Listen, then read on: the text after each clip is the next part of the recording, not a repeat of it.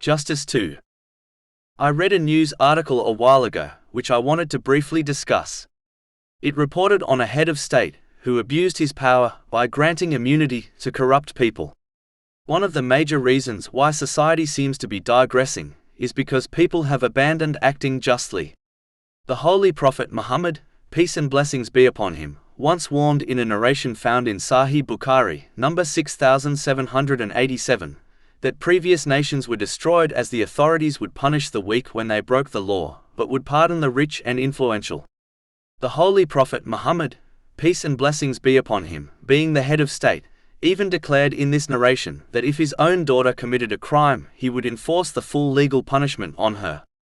Even though members of the general public might not be in a position to advise their leaders to remain just in their actions, but they can influence them indirectly by acting justly in all their dealings and actions.